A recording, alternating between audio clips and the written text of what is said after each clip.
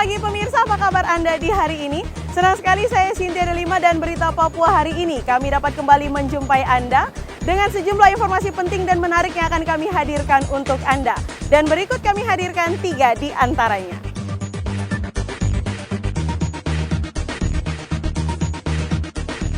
Tiga pencuri motor dan 2 penadah diringkus polisi di Kota Jayapura.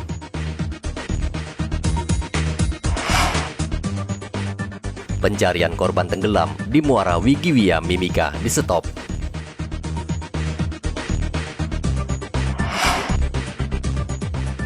Ratusan warga abai protokol kesehatan saat mengantri di kantor pos Merauke.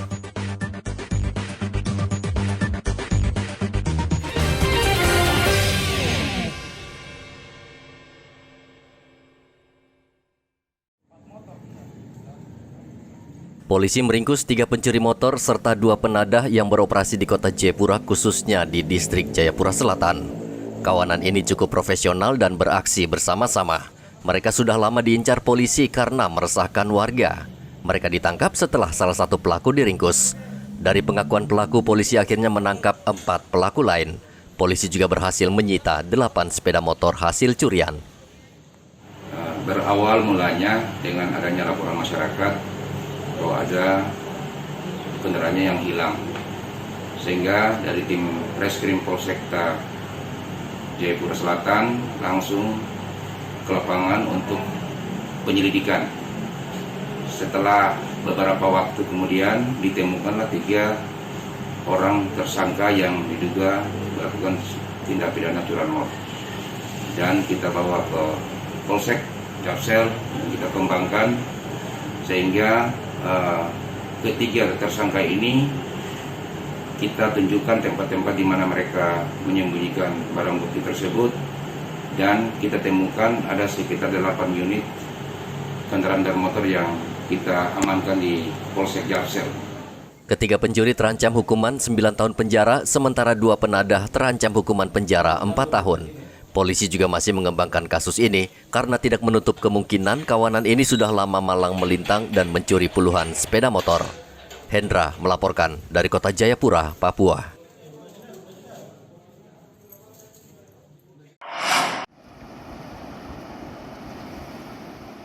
Pencarian seorang penumpang perahu yang tenggelam di Muara Wigiwia Senin pekan lalu akhirnya dihentikan. Tim SAR Mimika yang sudah sepekan melakukan pencarian belum juga menemukan korban yang bernama Siti Aminah.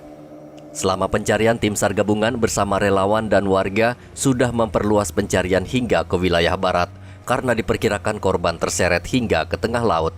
Namun korban tetap tidak ditemukan. Terjadi cuaca buruk sehingga kapal tersebut hancur. Diinformasikan 1 orang selamat dan 1 berhasil ditemukan oleh tim SAR gabungan dalam kondisi Mike Delta atau meninggal dunia, dan yang saat ini Ibu Siti yang masih dalam proses pencarian. Kemarin pada saat hari ke-7 itu merupakan SOP Basarnas ya.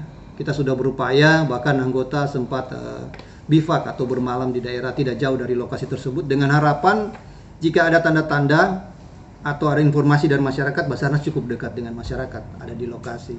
Namun sesampai hari ke-6 tidak ada tanda-tanda. Bahkan dari penyisiran ulang memperlebar area pencarian juga tidak ditemukan tanda-tanda akan keberadaan korban. Sehingga kami sesuai dengan SOP melaksanakan tindak lanjut, menginformasikan ke perikanan ya yang stay di situ di daerah Pomako.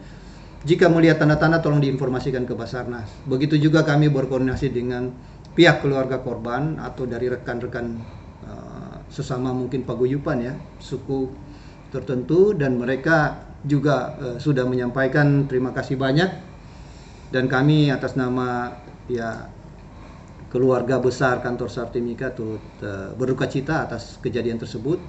Kami juga tidak menutup kemungkinan jika ada informasi akan keberadaan korban, kami akan melanjutkan operasi SAR. Kemarin kami sudah usulkan ditutup. Senin pekan lalu, perahu bermuatan sembako yang bertolak dari pelabuhan Pomako tujuan Ipaya pecah dan tenggelam dihantam gelombang tinggi di Muara Wigiwia. Sepasang suami istri, Mansyur dan Siti Aminah, yang naik perahu itu tenggelam. Jasad Mansur ditemukan 2 hari kemudian, namun istrinya Siti Aminah hingga hari ini belum ditemukan. Sementara pengemudi perahu berhasil menyelamatkan diri. Dari Mimika, Papua, Igobat Momolin melaporkan.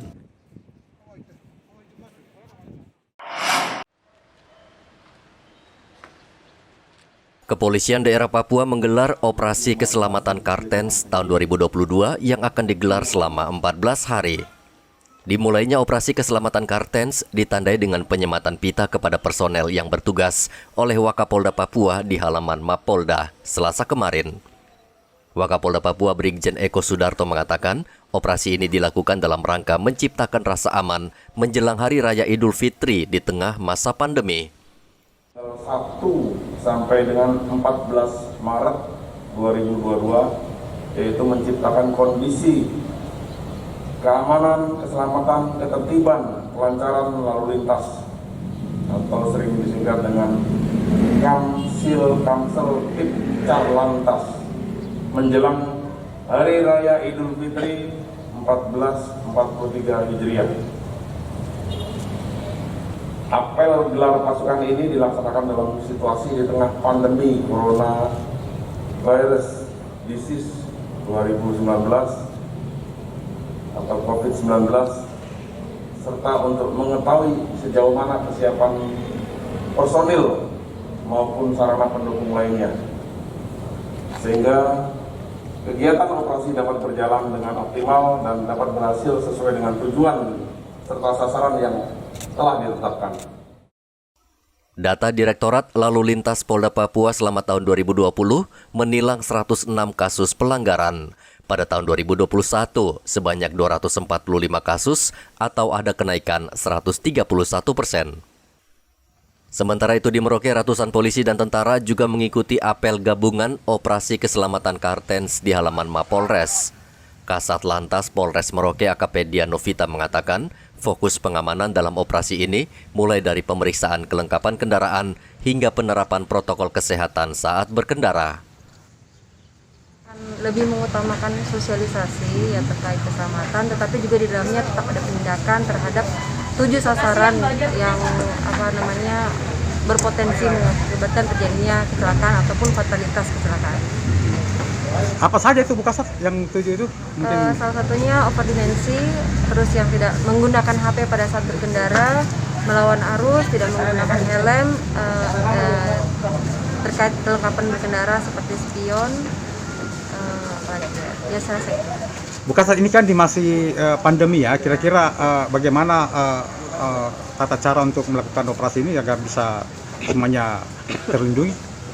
Jadi tetap kita mengutamakan tadi seperti saya sampaikan, kita mengutamakan sosialisasi dan edukasi, dan juga kita lebih kepada fungsi untuk menekan terjadinya peningkatan daripada kasus COVID. Terkait untuk protap kita tetap mengutamakan prokes untuk supaya jangan sampai dengan kegiatan kita ini dapat menyebabkan peningkatan COVID. Polisi juga akan terus menghimbau pengendara agar mematuhi rambu lalu lintas sehingga kasus kecelakaan dapat diminimalisir. Hendra dan Muhammad Ridwan melaporkan dari kota Jayapura dan Merauke.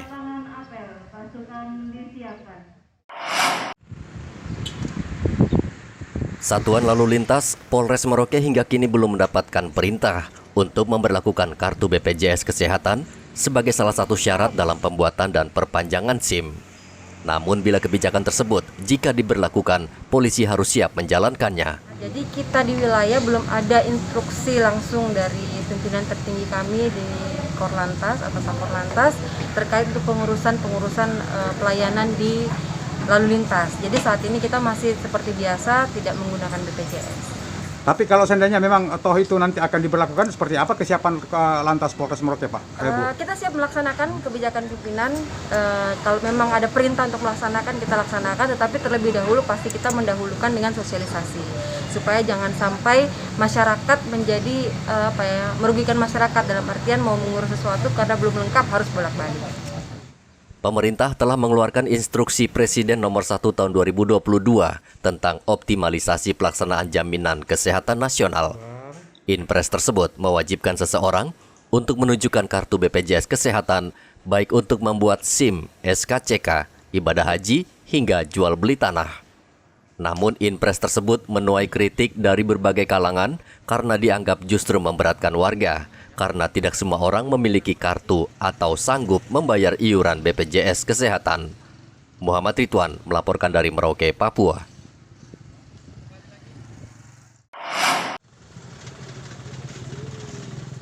Ratusan warga ini berdesak-desakan saat mengantri di kantor pos Merauke untuk mendapatkan dana bantuan pangan Selasa kemarin. Antrean ini menimbulkan kerumunan yang berpotensi menyebarkan virus COVID-19. Meski sudah dihimbau agar tidak berkerumun, rupanya warga tidak memperdulikan. Sehingga berkali-kali petugas harus memberi peringatan lewat pengeras suara. Ada 850 warga di 4 kelurahan yang menerima bantuan. Per keluarga mendapat uang tunai Rp200.000 per bulan dan langsung dibagikan untuk 3 bulan sebesar Rp600.000 per keluarga. Untuk tahun 2022 ini kita mulai pembayaran BPNT namanya, jadi bantuan pangan non tunai.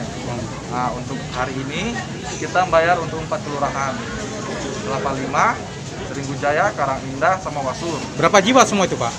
850-an. 850-an ya. Hari ini. Cuman kita juga tetap melayani penerima bantuan yang kemarin tidak sempat datang. Kelurahan-kelurahan yang kemarin tidak sempat datang karena kita sudah mulai dari hari Sabtu. 1 jiwa dapat berapa ini, Pak? Per bulannya 200.000, tapi kan ini 3 bulan sekaligus. Berarti 600.000 ya. Sasarannya berapa banyak ini, Pak, untuk Kota Merauke itu ada sekitar 3.000-an lebih. 3.000-an ya. Kita wajib salurkan. Ini mulai hari ini pembayaran, Pak ya. Ya.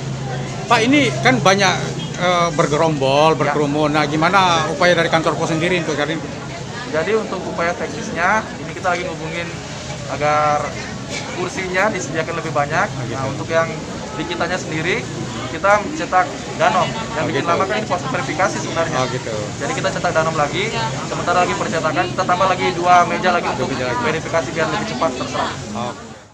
Bantuan langsung tunai ini berasal dari Kementerian Sosial yang disalurkan melalui kantor pos. Saat ini terdapat 5.000 warga miskin di Merauke yang berharap bantuan dana tunai ini untuk bertahan hidup di tengah pandemi. Muhammad Ridwan melaporkan dari Merauke, Papua. Assalamualaikum. Yuk ikuti lomba membaca Al-Quran Kori-Kori Cilik Indonesia. Kirimkan video membaca Al-Quran ke koricilikindonesia@gmail.com. Format video HD dan landscape dengan durasi maksimal 5 menit. Cantumkan nama, tanggal lahir, alamat, dan nomor telepon peserta. Video membaca Al-Quranmu ditunggu sampai tanggal 10 Maret 2022.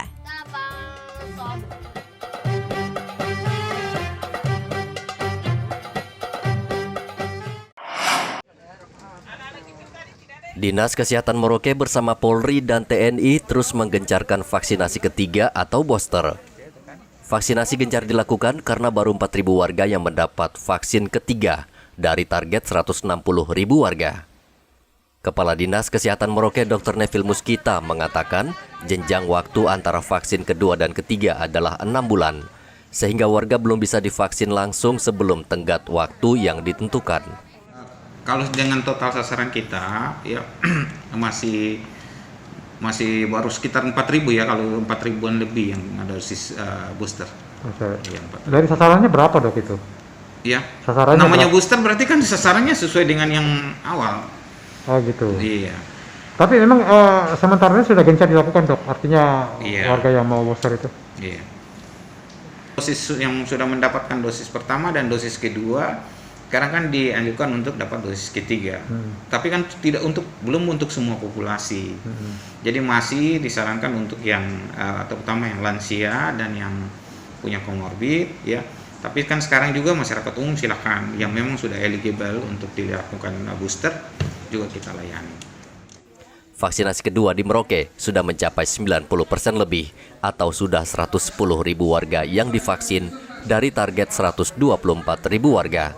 Muhammad Ridwan melaporkan dari Merauke, Papua.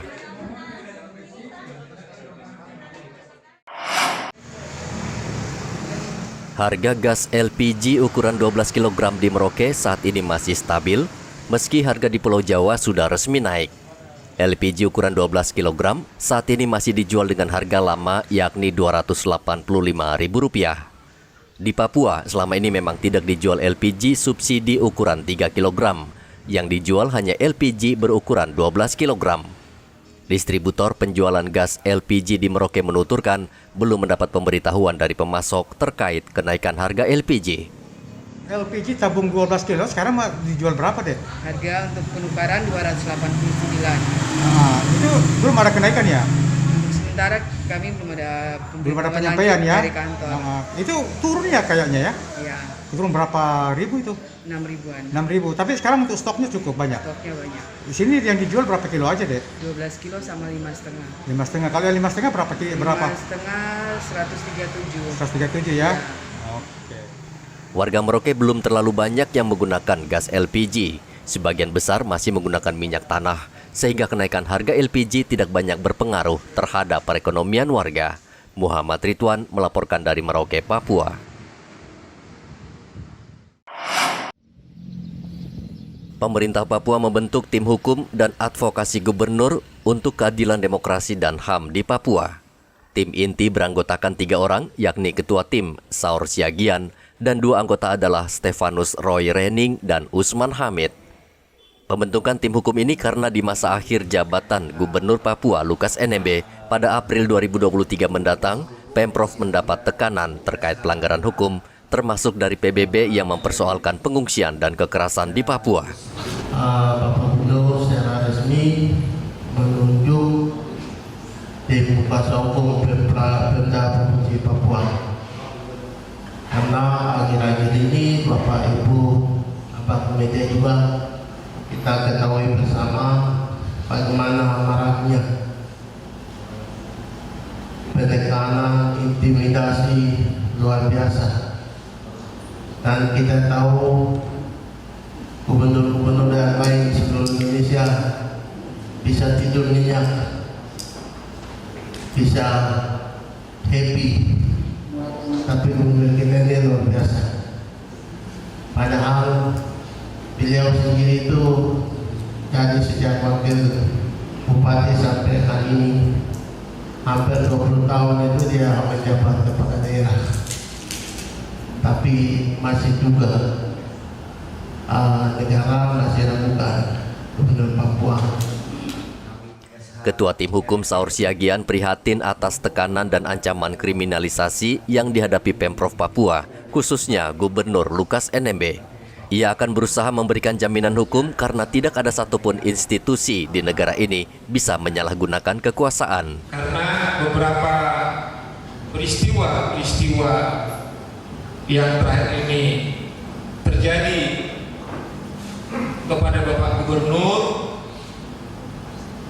menurut diskusi daripada tim bahwa telah melakukan pelanggaran-pelanggaran hukum dan juga pelanggaran-pelanggaran konstitusional.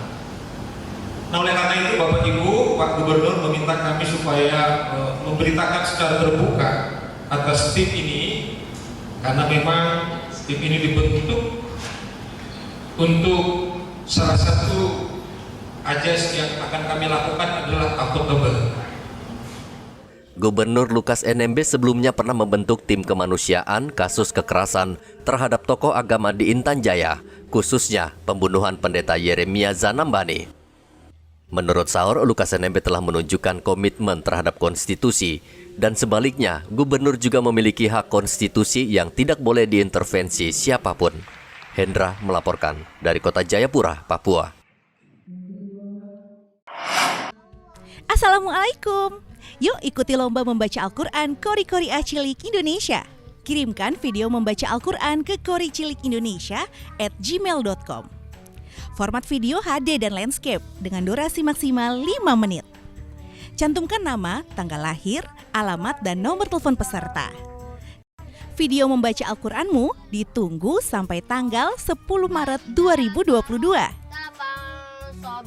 Saksikan Kori-Kori Cilik di Ajwa TV.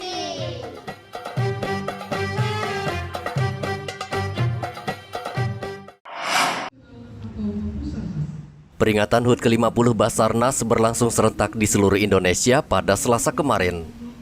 Di Timika, hari ulang tahun Basarnas dilangsungkan dengan menggelar upacara yang dipimpin Kepala SAR Mimika. Acara berlangsung sederhana namun hikmat. Kakak SAR Mimika mengatakan Mimika merupakan salah satu daerah rawan kecelakaan laut maupun udara, sehingga seluruh personel harus siaga dan tanggap terhadap laporan yang diterima. Dengan tim SAR yang handal, diharapkan mampu memberikan rasa aman dan nyaman kepada masyarakat dalam melaksanakan segala aktivitasnya. Karena itulah tema Basarnas Kemas tahun ini adalah cepat, tanggap untuk Indonesia Maju.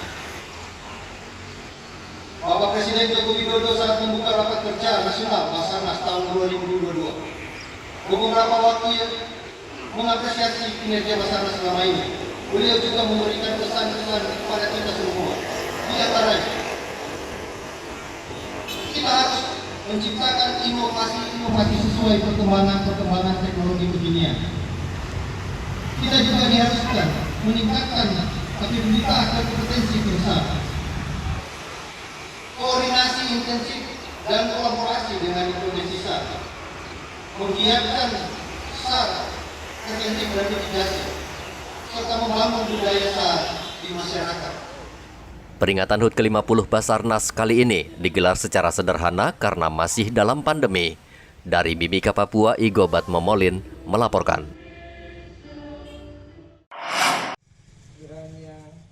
Warga Kampung Nawaripi kini bisa menikmati air bersih.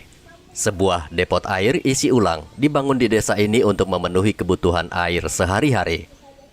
Depot air ini dibangun menggunakan alokasi dana desa dan dikelola langsung oleh desa.